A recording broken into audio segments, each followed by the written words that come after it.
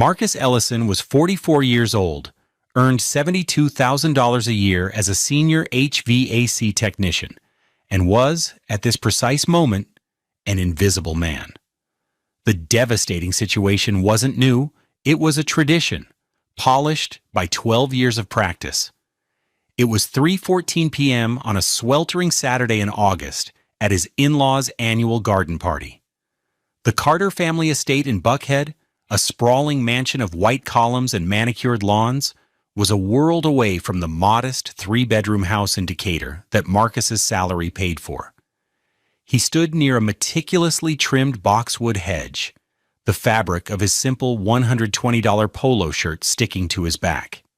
His wife, Renee, was across the lawn, a vision in a flowing canary yellow sundress that probably cost $500. Her laughter, light and musical, carried on the thick, humid air as she mingled with her parents and their wealthy friends. No one looked at Marcus. No one had spoken to him for 47 minutes, not since Renee's uncle, a man named Robert with a booming voice and a condescending smile, had clapped him on the shoulder and said, "Hey, Mark, be a good lad and see if the caterers need a hand with the ice, will you?" Marcus had nodded, his face a neutral mask, and walked toward the catering tent. He hadn't been needed. He never was. Now he watched as Renee's father, William Carter, a formidable man with a crown of silver hair and skin the color of rich mahogany, held court. He was telling a story about his last trip to Europe, gesturing with a hand that wore a gold watch easily worth $10,000. Marcus glanced at his own watch, a practical and durable $89 Timex he'd owned for 6 years. The contrast wasn't just in their timepieces, it was in their very existence. The Carters inhabited a world of effortless luxury, a world built on a foundation Marcus was beginning to suspect he was unknowingly supporting. He felt a familiar, dull ache in his chest, the pain of being perpetually on the outside of his own life. He was a ghost at the feast, a silent benefactor whose presence was tolerated only as a matter of familial obligation, and even then, just barely. He had no idea how profoundly that foundation was about to crack, or that he would be the one to finally take a sledgehammer to it. Have you ever felt invisible in your own life? Let us know in the comments below and stick with us to see how one man found his voice after 12 years of silence. The early days with Renee had been different. He'd met her at a friend's barbecue 12 years ago. She was vibrant and smart, working in marketing for a downtown firm. Her smile could light up a room, and when she looked at him, he felt seen. He was a younger man then, just starting to build his reputation as a reliable HVAC tech. His hands were calloused, his work truck wasn't new, but he had a quiet confidence and a steady heart. She said she loved that about him. She said his stability was a comfort. Their first home was a small rental, but he filled it with love, and secondhand furniture he repaired himself. He'd cook for her after a long day, his broad shoulders hunched over the stove, carefully preparing her favorite meal. They'd talk for hours. Her family, the Carters, were a distant, gilded concept she spoke of with a mixture of pride and exasperation. "They're a lot," she'd warned him before he first met them. "But they mean well." He had no idea how wrong she was. The first meeting was at the same Buckhead estate for Christmas. He'd worn his best suit, a modest but well-fitting piece that cost him $200. He brought a bottle of $75 aged whiskey for her father. William Carter had accepted the gift with a cursory nod, setting it on a side table where it was immediately lost among dozens of others. Throughout the evening, they asked him polite but pointed questions. "HVAC, you say? So, you work with your hands?" Her mother, Eleanor, had asked, her tone making it sound like an unfortunate diagnosis. How quaint. Renee had squeezed his hand under the table, a silent apology. At the time, he'd accepted it as solidarity. He told himself it was just a cultural gap. He was a working man. They were something else. But the pattern began to set. At every family function, there was a subtle but clear line drawn between him and them. He was introduced with a slight hesitation. "This is Renee's husband, Marcus." His profession was either mumbled or omitted entirely. When they bought their house in Decatur, a solid, respectable home for $350,000, it was Marcus's savings that provided the $70,000 down payment. His steady income was what secured the mortgage. The monthly payment of $2,180 came directly from his bank account. Renee had stopped working a year after their daughter Maya was born. "The commute is just too much, and the daycare costs are astronomical," she had reasoned. "With your salary, we can manage just fine." Marcus, wanting to provide for his family, had agreed. He took on extra weekend jobs, his body aching after long weeks in scorching attics and cramped crawl spaces. To make sure they never felt a pinch, he built a life for them. He packed Maya's lunch every morning, carefully cutting the crusts off her sandwiches just the way she liked. He'd braid her hair, his large, gentle fingers working through her beautiful, tight coils, adding the colorful beads that would click and dance when she ran. He fixed the leaky faucet, patched the drywall, and taught Maya how to ride her bike in the park down the street. Their home was filled with the scent of his cooking and the sound of his daughter's laughter. But that life seemed to exist in a bubble, separate from the world of the Carters. When Renee's family was involved, Marcus's role shifted. The money he earned, however, was always welcome. "Mom needs a new dishwasher. The old one is making a racket," Renee would say, scrolling through her phone. "I saw a great Bosch model for $1,200. He'd sigh and transfer the money. "My brother, Kevin, is trying to start a new business venture. He just needs a little seed money, maybe $5,000? She'd ask, framing it as an investment in family. Marcus, wanting to be a supportive husband, would agree. The checks were cashed, the money was spent, and at the next family gathering, Kevin would barely make eye contact with him.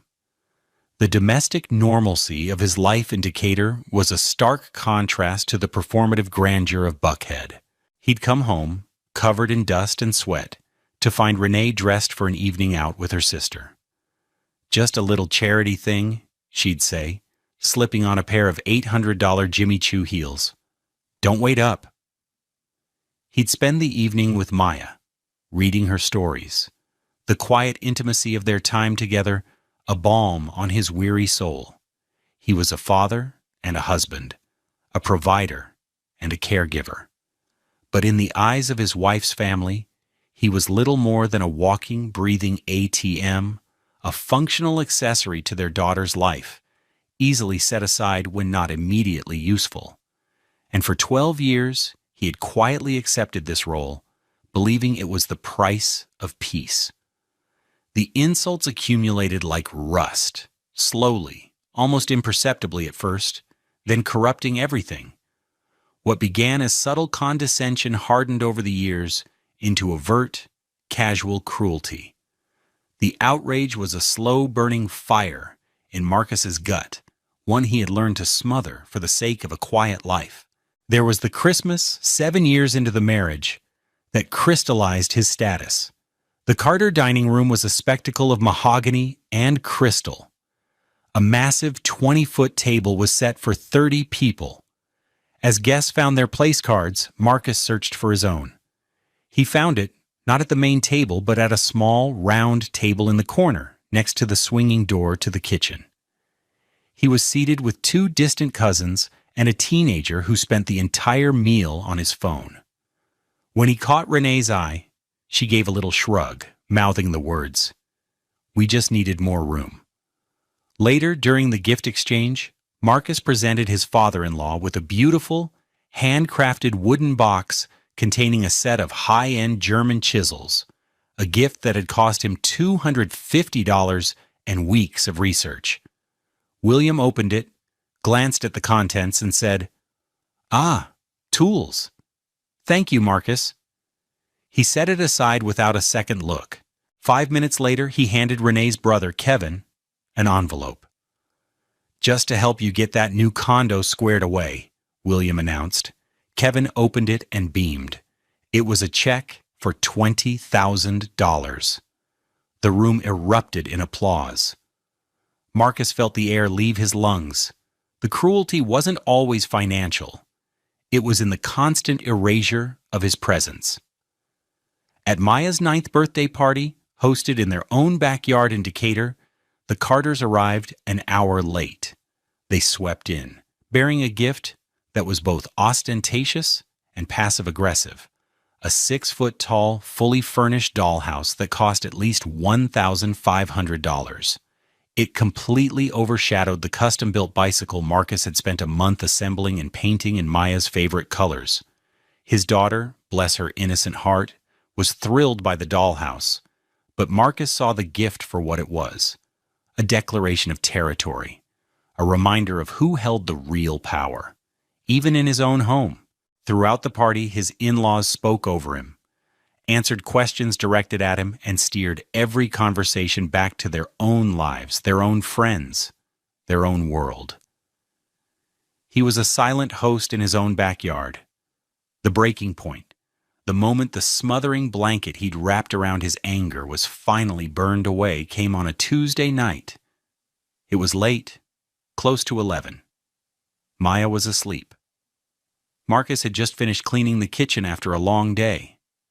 Renee was in their bedroom, getting ready for bed. He walked in, the exhaustion of his day compounded by a deep, simmering resentment. Her brother had called earlier, asking for another loan, this time for a can't-miss stock tip. Renee had already agreed to it on their behalf. "We need to talk about Kevin," Marcus began, his voice low and even. Renee sighed, not looking up from the $90 night cream she was applying to her face. "What about him?" "This is the 3rd time this year he's asked for money, Renee. He never pays it back. We're not a bank." "He's my brother, Marcus. Family helps family. It's what we do." Her tone was dismissive, as if he were a child complaining about something trivial. "Is it?" he pressed, the heat rising in his chest. "Because I'm your family too? And your family has never once treated me like it. They talk down to me, they ignore me, they seat me at a card table at Christmas, like I'm a hired hand. And you just stand there and let them." Renee finally turned to look at him, her expression hardening. Her beautiful face, the face he had fallen in love with, became a mask of cold annoyance. "Oh, here we go again. You are so sensitive about this. They're just old-fashioned. That's how they are. It's not a big deal." "It is a big deal." His voice was louder now, cracking with the weight of a decade of slights. "It's my life. It's my dignity. They treat me like I'm nothing. And you, my wife, you co-sign it with your silence." She stood up, her silk robe falling perfectly around her. She walked towards him, stopping just a foot away. Her eyes, which once held such warmth, were now chips of ice. She looked him up and down, a slow, deliberate appraisal that made him feel small, insignificant. Then she delivered the line that would echo in his mind for months, the words that severed the last thread of hope he had for their marriage. "Honestly," she said, her voice dropping to a confidential, cruel whisper, "you're so dramatic. It's not that hard. You're easy to ignore when you don't matter." The words landed like physical blows. He felt the blood drain from his face. He had no response. There was nothing to say to a truth that absolute, that devastating. He saw in her eyes that she meant it. He didn't matter. His feelings, his dignity, his presence. They were all irrelevant noise in the grand symphony of her life with her family. He was just the man who paid for the instruments. He turned without another word and walked out of the room. He went downstairs and sat in the dark living room, the one he had painted, in the house he paid for, and felt a cold, terrifying clarity. The peace he thought he was keeping was a lie. He hadn't been keeping the peace. He had been sacrificing his soul. And for what? For a woman who found him easy to ignore. The fire in his gut was no longer smoldering. It was a controlled, white-hot flame, demanding an accounting. He didn't know how yet, but he knew, with chilling certainty, that things were about to change. He would make them matter. The discovery happened on Saturday, April 15th, a day Marcus would later remember as the true end of his marriage. The federal tax deadline was breathing down his neck. It was 11:32 p.m. Maya was asleep upstairs, her quiet breathing a comforting rhythm in the silent house. Renee was out, at a gala, for a charity he'd never heard of, wearing a new $2,400 Burberry dress he'd only found out about when he saw the credit card statement. He was at the small oak table in their kitchen, the one he'd bought for $300 from a consignment shop and refinished himself. The air was cool, scented with the lingering aroma of the spaghetti he'd made for himself and Maya for dinner. A single lamp cast a pool of warm light over a mountain of paperwork, bank statements, credit card bills, receipts he'd shoved into a shoebox over the course of the year. He was hunting for a specific receipt for a new set of manifold gauges. A deductible work expense. His fingers, thick and calloused from years of gripping wrenches and hoisting compressors, sifted through the slips of paper. He was tired. His back ached from a difficult installation in a cramped attic that afternoon. He just wanted to find the receipt and go to bed. He opened the statement for their joint checking account, the account his $72,000 salary was deposited into every 2 weeks. Renee's occasional freelance graphic design work, which brought in perhaps $5,000 a year, also went into that account. He scanned the columns, his eyes blurring slightly. Direct deposit, Marcus Ellison, plus $2,769.23. Mortgage payment, minus $2,180. City of Decatur. Water, minus $112.50. Then he saw it. A charge from Exquisite Tastes Catering. The amount was $4,500. He frowned. They hadn't used a caterer? Then it hit him. The date on the transaction was August 22nd of last year, 2 days after the Carters' annual garden party. The party where Uncle Robert had asked him to go check on the ice. A cold feeling, sharp and unpleasant, pricked at the base of his neck. He remembered Renee saying her mother was handling the arrangements. He had assumed William and Eleanor were paying. He had never, not once, considered that he was funding his own humiliation. His heart started to beat a little faster. He put the catering receipt aside and kept scrolling through the statement. Another charge caught his eye. A transfer of $5,000 to Kevin Carter. The memo line written by Renee read, "Business loan." This was the can't-miss stock tip that had started the final devastating fight. He had told her no, but she had done it anyway. From their joint account, from his money.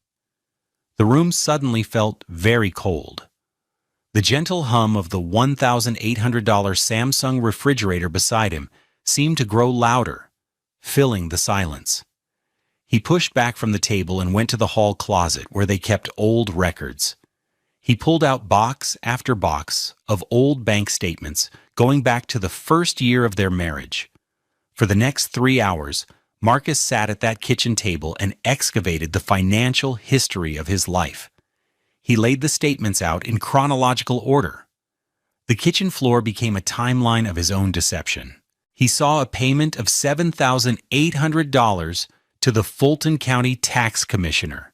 He cross-referenced the property ID online. It wasn't for their house in Decatur. It was the property tax bill for his in-laws' guest house in Buckhead. He'd been paying it for 6 years. He saw the down payment assistance he'd given them for Renee's sister's first car, a $43,000 white BMW 3 Series. They'd called it a family gift. The transfer was for $10,000 from his account. He saw charges for vacations he wasn't invited on, tuition for a sommelier course for Kevin, and thousands upon thousands of dollars spent at high-end department stores. He felt a tremor in his hand as he opened his laptop and created a new spreadsheet. The screen's cold, blue-white light illuminated his face, showing the deep lines of disbelief and a dawning, terrible rage. He began to type, his fingers moving with a grim precision. Column A, date. Column B, description. Column C, amount. Column D, beneficiary. June 2012 Carter Family Reunion Catering, $2,150. The Carters. March 2014. Down payment, Kevin Carter's condo, $15,000. Kevin Carter. September 2016. Property tax, Buckhead Guest House, $7,200. William and Eleanor Carter. And on it went. The numbers piled up, each one a small betrayal, a single brick in a massive wall of disrespect he had been too blind to see. The total at the bottom of the spreadsheet grew, a monstrous, glowing figure on the screen. By 4 a.m., as the first hints of dawn touched the sky, he was finished. He stared at the final number. $482,115. Almost $500,000. Siphoned away. Given freely by his wife, earned by the sweat of his brow. He didn't feel anger anymore. That was too hot, too simple an emotion. What he felt was a profound, chilling emptiness. The love he thought he had, the family he thought he was part of, it was all a transaction, and he had been on the losing end for 12 years. He leaned back in his chair, the papers spread around him like wreckage, and for the first time he saw the full, unvarnished truth of his marriage. It was a business arrangement, and his contract was up for renewal. He closed the laptop. It was time to renegotiate the terms. On Monday morning at 9:05 a.m., Marcus walked into the law offices of James & Associates. It wasn't in one of the gleaming glass towers of Midtown that the Carters favored for their financial advisors. It was a modest, 3-story brick building in a quieter part of downtown, the kind of place that signaled competence over flash. He had found Alana James online, drawn to her biography, a sharp, focused black woman who specialized in family law and financial disputes. He was shown into her office. It was neat and organized, with shelves of law books and a single, vibrant painting of a jazz trio on the wall. Alana James stood to greet him. She was in her late 40s, with her natural hair styled in elegant silver-streaked twists. She wore a simple but powerful navy blue suit that probably cost more than his own, but it projected authority, not frivolity. Her handshake was firm. "Mr. Ellison," she said, her voice calm and professional, "please have a seat. My assistant said your matter was urgent." Her fee, he knew from their brief phone call, was $450 per hour. Marcus sat, placing his worn leather briefcase on his lap. He felt out of place, a man more comfortable with schematics and ductwork than legal consultations. He took a deep breath. "Thank you for seeing me, Mrs. James. I have a situation." He opened the briefcase and took out a single folder. Inside was the spreadsheet he had created, printed out and neatly organized. He also had a dozen sample bank statements with the relevant charges highlighted. He slid the folder across her polished desk. She opened it and began to read. Marcus watched her face, expecting a dramatic reaction, but her expression remained neutral, her eyes scanning the pages with intense focus. She was silent for a long time, the only sound in the room the quiet rustle of paper, as she turned from the spreadsheet to the statements, cross-referencing his work. He saw her eyebrows raise slightly once, then twice. A muscle in her jaw tightened. After nearly 20 minutes of silent reading, she finally looked up at him. The professional neutrality was gone, replaced by a look of hard, cold anger on his behalf. "Mr. Ellison," she said, her voice low and tight, "for 12 years, you have not been a husband. You have been an unacknowledged small business loan institution with exceptionally generous terms." The validation in her words was so powerful, it almost brought him to his knees. He just nodded, unable to speak. "This is egregious," she continued, tapping a perfectly manicured finger on the grand total at the bottom of his spreadsheet. "This is a systematic, long-term financial exploitation, veiled as family dynamics. The fact that your wife facilitated it makes it a profound marital breach." She leaned forward. "So, the question is, what do you want to do about it? We can file for divorce immediately. We can sue for misappropriation of marital assets. There are several paths we can take." Marcus finally found his voice. "I don't want a messy public fight, not yet. I have a daughter, Maya. She's 10. I need to protect her from all of this." He paused, gathering his thoughts. "For 12 years, they've made me feel worthless. They've taken my money and they've laughed at me. I just want an accounting. I want them to see it, all of it. I want to say it out loud, just once." Alana James studied him for a moment, then a slow, shrewd smile touched her lips. "An audit," she said, echoing the word he had used in his own mind. "I like that. It's clean. It's about facts, not feelings. It's not revenge, Mr. Ellison. It's accountability." For the next hour, she laid out a precise, methodical plan. First, he was to open a new bank account at a different bank, in his name only. He was to redirect his direct deposit there immediately. Second, he was to continue gathering evidence, every receipt, every statement. He was to create a comprehensive binder, a ledger, detailing every single transaction that benefited the Carters. She told him to scan every document, creating a digital backup stored on a secure cloud server. "You will go home and you will act as if nothing has changed," she instructed, her voice firm. "You will be the same quiet, agreeable man they think you are. Do not let your wife know you have seen a lawyer. Do not let her know you know anything. Your silence is now your most powerful weapon. We will choose the time and place for your audit. It needs to be a moment of maximum impact, a moment they cannot ignore or dismiss." He left her office an hour later, the $450 charge for the consultation, feeling like the best money he had ever spent. He had a plan. He had an ally. For the first time in over a decade, he wasn't just enduring. He was preparing. He spent his lunch break at a new bank, opening an account. That evening, after Maya was in bed, he began his work. He bought a thick, leather-bound $40 ledger and a high-quality scanner.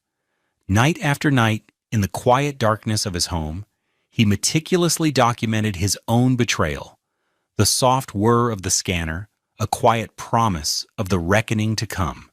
The 2 months that followed were the hardest of Marcus's life. He was living a double life, playing the part of the docile, oblivious husband, while a cold, methodical fury simmered just beneath the surface. Every interaction with Renee was a performance, every polite nod a lie. The strain was immense, a constant pressure behind his eyes. One evening, Renee came home, her arms full of shopping bags from Phipps Plaza, the most expensive mall in Atlanta.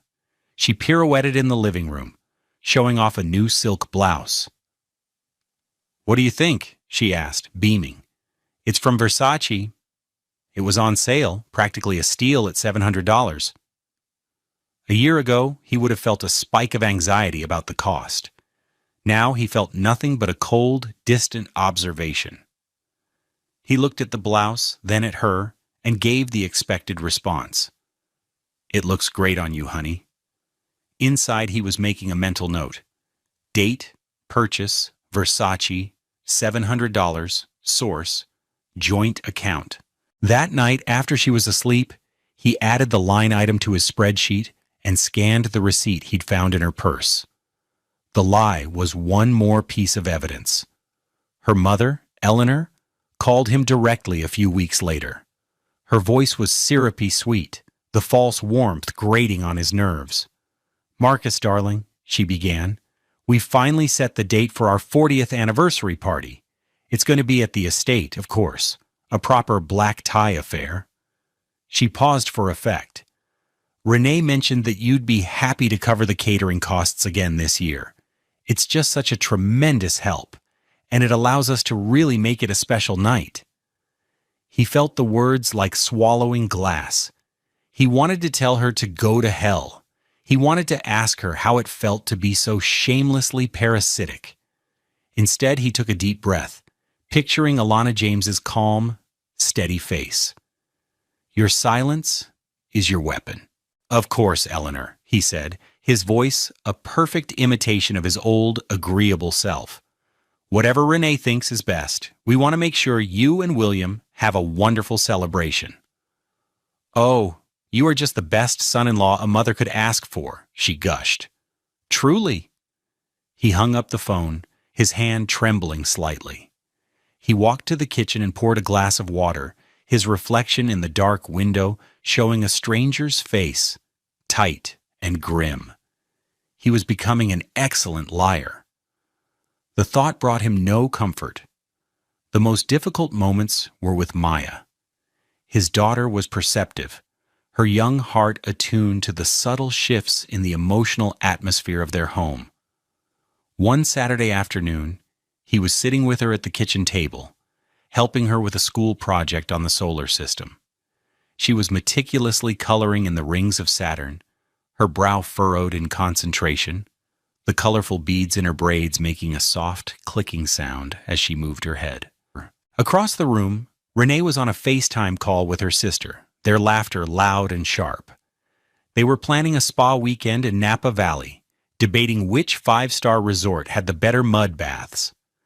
"The auberge is divine, but the Calistoga Ranch has those private lodges," her sister said, her voice tinny through the phone's speaker. A week there would be heaven. Marcus kept his focus on Maya, pointing to her drawing. "That looks amazing, sweetie. You're getting the colors just right." But he felt Maya's gaze on him. He looked up and saw her watching him, her big brown eyes filled with a quiet, knowing sadness. She had stopped coloring. "Daddy," she whispered, her voice so soft he could barely hear it over her mother's call. "Are you okay? Your smile doesn't reach your eyes anymore." The innocent, devastatingly accurate observation struck him like a physical blow. He felt his carefully constructed facade crack. He reached out and smoothed her hair, his thumb stroking her temple. He forced the smile to feel real, for her sake. "I'm okay, baby girl," he said, his voice thick with emotion. "I'm just a little tired from work, but helping you with Saturn is the best part of my day." She seemed to accept the answer, turning back to her drawing, but the moment lingered in the air between them. He was lying to his daughter, and he hated it. He hated the duplicity that had been forced upon him. This charade was costing him, piece by piece. It was hollowing him out from the inside. He looked over at his wife, still laughing, still planning a trip on his dime, completely oblivious. He had made a critical mistake for 12 years, believing that his silence would buy him peace. He now knew it had only bought his erasure. The anniversary party was in 3 weeks. The performance was almost over. The audit was coming. The evening of William and Eleanor Carter's 40th anniversary party arrived on a perfect Saturday in late June. The sky over Buckhead was a brilliant canvas of orange and purple as the sun began to set. At the Carter estate, everything was flawless. White tents graced the vast back lawn, hundreds of tiny string lights twinkled like captive stars, and the gentle, sophisticated melody of a live string quartet drifted through the warm air. Around 50 guests, the cream of Black Atlanta society, mingled on the grass, sipping champagne and laughing. Marcus stood a little apart from the crowd, a silent observer in a simple, well-pressed $300 black suit. He held a single glass of sparkling water, the ice cubes clinking softly. He had driven separately. Renee had been furious. "What do you mean you're meeting me there? We're the hosts. We have to arrive together," she'd hissed as she was getting ready, adjusting the straps of her glittering silver $3,500 gown. "I have to check on a job site first. An emergency call. I won't be late," he had lied, his voice calm and even. He needed the space. He needed to arrive on his own terms. Beside him, on the passenger seat of his 2012 Toyota Camry with 187,000 miles, sat a handsome, leather-bound ledger. He watched Renee glide through the party, a perfect hostess, her laughter echoing. She was in her element, surrounded by the wealth and status she craved. She didn't look for him. She didn't need to. He was in his designated place, the background. At 8 p.m., after the main course had been served, William Carter, looking regal in a custom-tailored tuxedo, stood and tapped a spoon against his crystal glass. The crowd quieted. He beamed, his arm around his wife, Eleanor, who was radiant in an $8,700 Armani suit. "My friends, my family," William began, his voice rich and resonant. "Thank you all for being here to celebrate 40 years with my beautiful bride. 40 years of love, of family, of building a legacy." He spoke for several minutes, thanking his children, his business partners, his friends. Then he paused, a twinkle in his eye. He was about to make a joke, a familiar one. "And of course," he said, scanning the crowd with a theatrical air, "I have to give a special thanks to, Mark." He feigned forgetting Marcus's name, a bit he'd been doing for years. A few people tittered. "For making sure all the cars were parked properly and the champagne kept flowing. It's so good to have helpful people in the family." A wave of polite, cruel laughter rippled through the guests. It was the final nail. Marcus looked at Renee. She was smiling, a tight, thin smile of tacit approval. She caught his eye for a fraction of a second, her expression unchanged before turning back to her father. In that moment, something inside Marcus settled. The anger, the years of resentment, the tension, it all coalesced into a single point of cold, hard clarity. This was the moment. He set his glass down on a nearby table. He walked from the edge of the crowd toward the small raised platform where William stood. He moved with a quiet purpose that drew curious glances. As he approached, he reached into the inside pocket of his suit jacket and pulled out the leather-bound ledger. The string quartet had just finished a piece, and in the ensuing silence, Marcus stepped up onto the platform, taking the microphone from a surprised William Carter. The entire party, all 50 guests, turned to look at him. A confused murmur spread through the crowd. "Good evening," Marcus said, his voice steady and clear, amplified by the sound system. It was a voice no one there had ever truly heard before. It held no tremor, no anger, only an unshakable calm. "My name is Marcus Ellison. For those of you who may not know me, I have been Renee's husband for the past 12 years. He opened the ledger. The pages lay flat, filled with his neat, precise handwriting. "William, you mentioned thanking me for my help," he continued, his eyes finding his father-in-law in the crowd. "I appreciate that, but I believe there has been a significant and long-standing misunderstanding about the nature of my contributions to this family.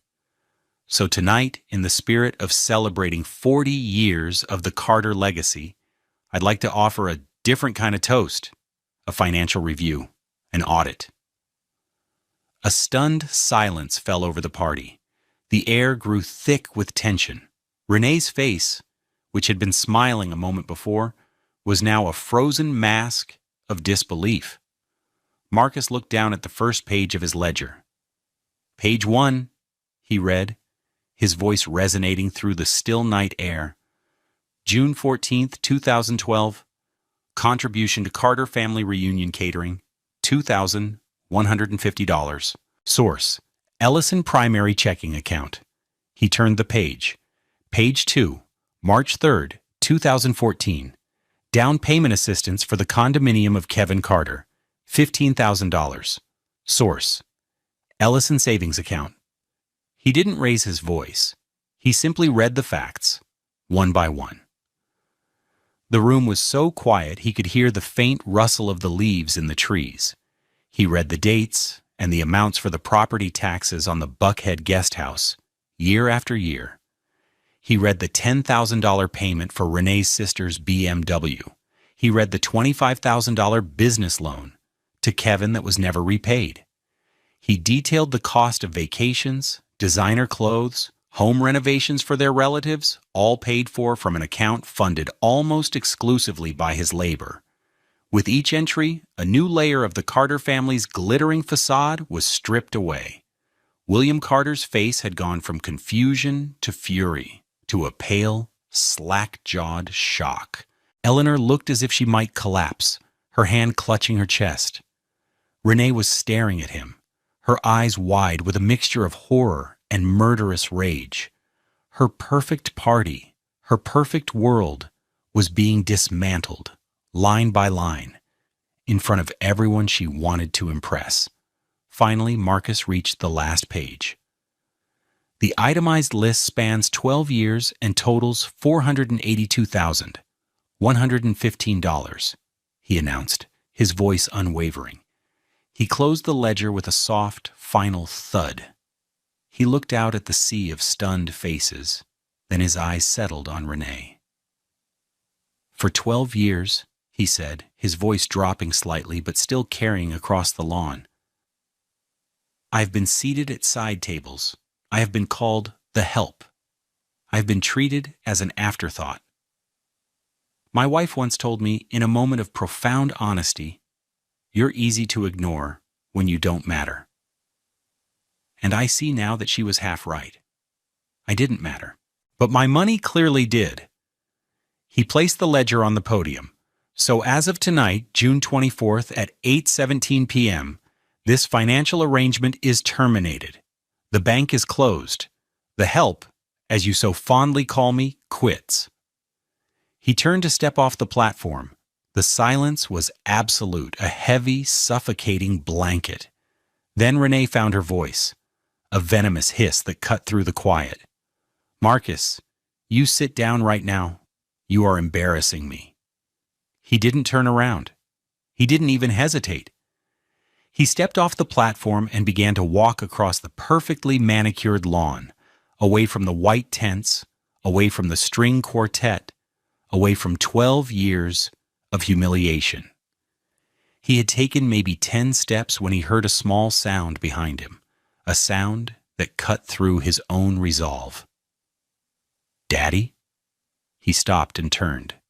It was Maya. She must have been sitting at a table near the back. She was running toward him, her beautiful white party dress flowing around her, the colorful beads in her braids clicking softly in the stunned silence. She didn't cry. She didn't scream. Her face was a mask of fierce, determined loyalty. She reached him and slipped her small, warm hand into his large one. She squeezed it hard. She looked up at him, her eyes clear and certain. She didn't say another word. She just held on. Marcus looked down at his daughter's hand in his. It was the only thing that mattered. He squeezed back, a silent promise. Together they turned and walked away, leaving the entire glittering, fraudulent world of the Carters frozen in a tableau of their own making, silent and exposed under the twinkling lights. The fallout was not a single explosion, but a cascade of consequences. each one a direct result of the truth Marcus had laid bare. The first shockwaves arrived, before he and Maya had even made it back to their house in Decatur. His phone began to vibrate incessantly. The first message was a text from Renee, sent at 8:25 p.m. Text: "Where are you going? Get back here right now. You have humiliated me." The second came 2 minutes later. Text: "Everyone is staring. My father is furious. You have ruined everything, everything." Marcus didn't reply. He put his phone on silent and focused on driving, his hand still holding Maya's. When they got home, he led her inside, made her a cup of warm milk, and tucked her into bed. She was quiet, but her eyes were full of questions he knew he would have to answer eventually. For now, he just kissed her forehead. "I love you, sweetie. Everything is going to be okay." Once she was asleep, he looked at his phone. 12 missed calls from Renee, 7 from her mother, 3 from her father, and a string of voicemails, each one more frantic than the last. He listened to them, one by one, a grim catalog of a world collapsing. Voicemail 1. Renee, 8:41 p.m. Angry, incredulous. "Marcus, I cannot believe you. I cannot believe what you just did. To my family, to me, at my parents' anniversary party. You call me back this instant. This is not over." Voicemail 2. Renee, 9:15 p.m. Shifting to justification. "Okay, look, I know you've been upset. I know. But this was insane. All that money. That's just what family does. You don't understand. You're making it sound so transactional. It wasn't like that. You need to come back and apologize." Voicemail 3.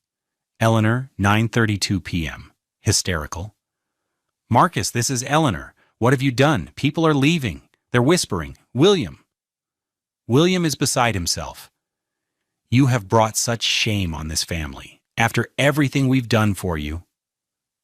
Voicemail 4. Renee, 10:50 p.m. Pleading, cracking. "Baby, please, please call me. I'm home. The house is so empty. Where are you? We can fix this. I know I could have been a better wife. We can talk about it. Just please come home. Don't do this to us. Don't do this to Maya." Voicemail 5. Renee, 1:17 a.m. Sobbing. "Marcus, I'm so sorry, okay? I'm sorry. I never meant to make you feel that way. I love you. Please, I love you. Don't throw away 12 years. Please, just pick up the phone." He deleted them all. The next morning, Alana James filed for legal separation on his behalf, citing irreconcilable differences and financial malfeasance. The consequences for the Carters were swift and brutal. First, the social collapse. The story of the ledger reading spread like wildfire through their elite social circle. Marcus wasn't painted as the villain. He was the wronged party. The Carters were unmasked as frauds, users who had financed their lavish lifestyle on the back of their working-class son-in-law. The invitations to galas and charity events dried up overnight. Old friends suddenly became unavailable for lunch. The whispers followed them everywhere they went. Second, the financial ruin. With Marcus's income stream severed, the delicate house of cards collapsed. The anniversary party, with its $15,000 catering bill and $5,000 string quartet, went onto William's credit card. Within 2 months, the property taxes on the guest house went unpaid, and a lien was placed on the estate. Kevin's can't-miss stock tip had predictably been a bust, and with no more loans from Marcus, his creditors came calling. His leased condo was lost, and he was forced to move back in with his parents. For Renee, the fall was the hardest. The joint account was frozen by the court. She had no income, no savings of her own, and a lifestyle that cost upwards of $10,000 a month to maintain.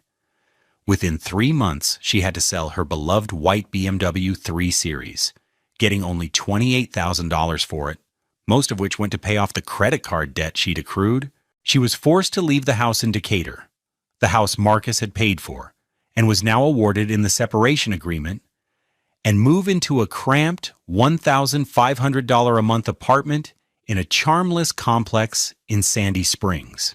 She tried to find a job, but her resume had a 12-year gap. Her entitled attitude and lack of recent skills made her unemployable in the marketing field she'd left behind. She ended up taking a position as a receptionist at a dental office for $17 an hour. The woman who once wore $2,400 dresses was now answering phones and scheduling appointments, her face a constant mask of bitter resentment. The luxury she had believed was her birthright was gone, and in its place was the harsh, unforgiving reality of a life she had to pay for herself. 2 years passed.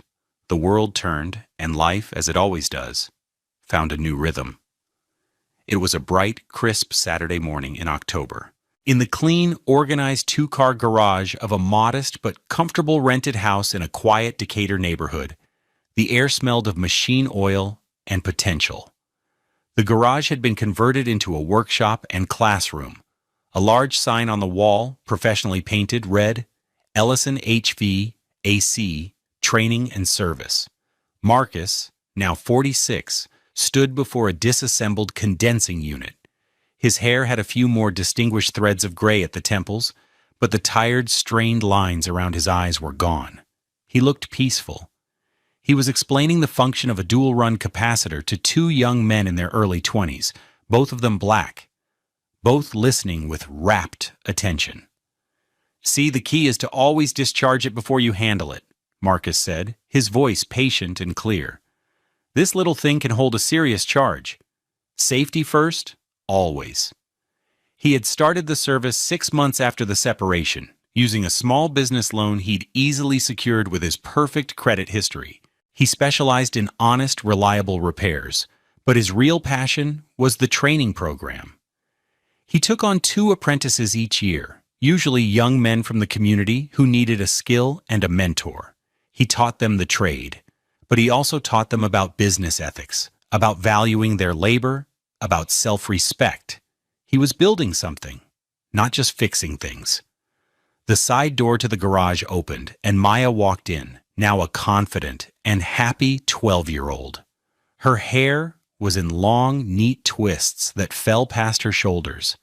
She was carrying a plastic tray with 3 glasses of lemonade and a plate of cookies. "Break time, Daddy," she announced, her voice bright.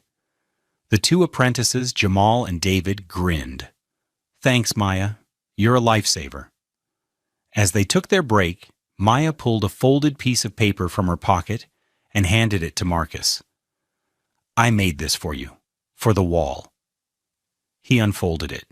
It was a drawing, done in colored pencils. On one side stood a tall figure with a kind smile, holding a wrench.